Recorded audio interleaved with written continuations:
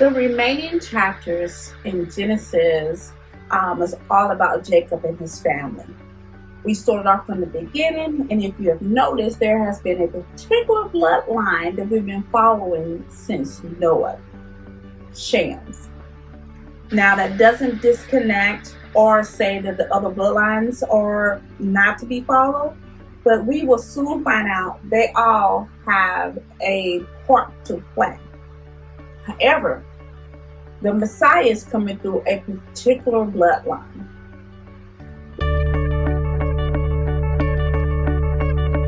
Welcome to Torah Chat Points. My name is Patrice Robinson with Reconcile with the Kingdom, where we work towards becoming a harmony of the whole word of truth.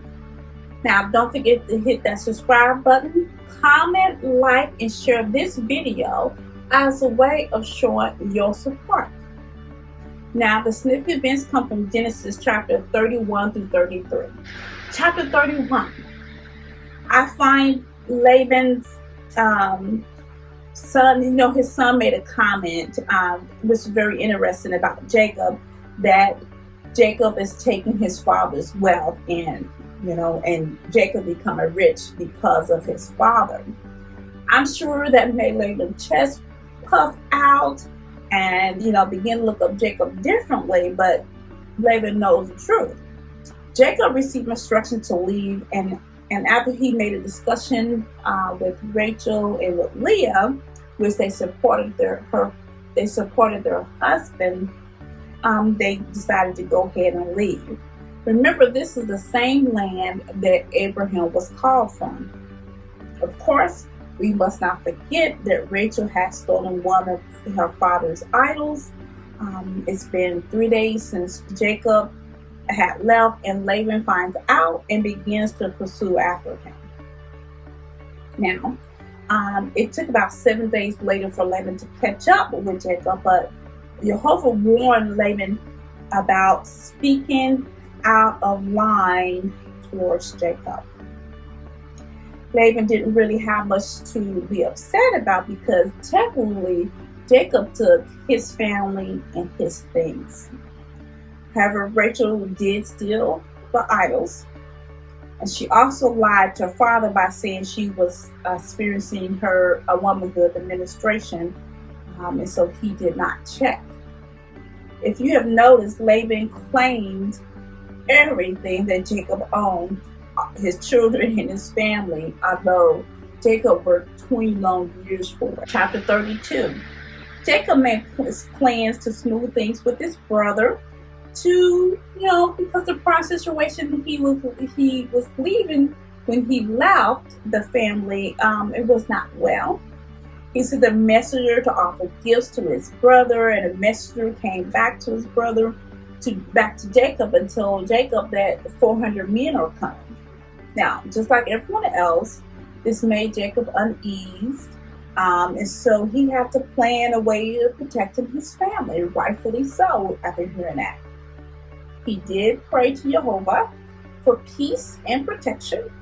Now, this chapter is important too, because you will see that Jacob is wrestling with the angel, and God, Yehovah, in his name was changed from Jacob to Israel, and Yehovah blessed him. Chapter 33. Although Jacob prayed to Yehovah, he was very afraid of what his brother was going to do.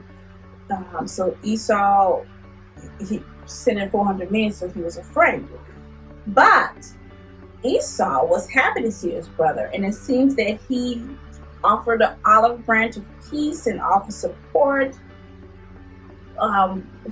for the journey for Jacob, for his men. He was offering him some men, his trained men, to protect him. But Jacob did not need the assistance and made it back to the promised land. He made it back to Canaan safely. Now, each one of these chapters really highlight things going on, which made it difficult to pick a subject to focus on, just to chat about. But Esau, and his happiness to see his brother, is where I'm taking the focus.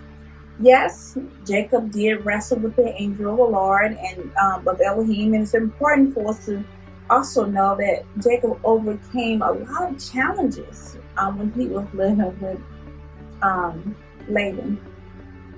However, I want to focus on the fear and anxiety that Jacob had with meeting his brother. After all this time, his brother Esau, he seemed to, was happy to see his brother, but at that time, he wanted to kill Jacob. It seems that time had healed that hurt, that anger, that disappointment from Esau's heart. So I don't know if Jacob or Esau felt like Jacob shouldn't have did what he did, although he made a good deal. Jacob was not sure what to expect at that time. He had to pray for protection. He sent gifts ahead to Esau to show peace. Now, I would have been nervous myself if I had done something like that, and to hear that my brother was going to kill me, and then hear he's sending 400 men. Jacob saw his brother about 7 times. When Esau saw his brother, he ran to Jacob and embraced him. What a relief for Jacob. Esau and Jacob wept, they embraced each other, and Esau also offered protection, an invitation to his home. But Jacob declined his support, but he also noticed, at least it was written, that he went to Shechem in Canaan. There could have been many reasons why Jacob did not go the way of his brother, because remember, his brother invited him to his home. But after all, Jacob did pray for a safe path back to Canaan. The point was Jacob making amends with his brother. It seems that this situation occurred with Jacob pretending to be his brother may have weighed on him heavily for the past 20 years.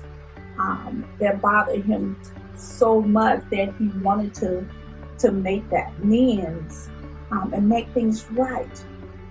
I think we all can take a note and make things right with our brothers, our sisters, or whatever family member that we may have hurt purposely or unpurposely, by accident. There's some hurt people on this earth. Once again, I always say that man does not live by bread alone, but every word that proceeded out of the mouth of Yehovah. Now, don't forget to join me on the Saturday at 10 o'clock a.m. And I will see you next Tuesday at 7 o'clock p.m. for Torah Chat Points, where our next chapters that we're going to be focused on in Genesis is chapter 31 through 33. Thank you.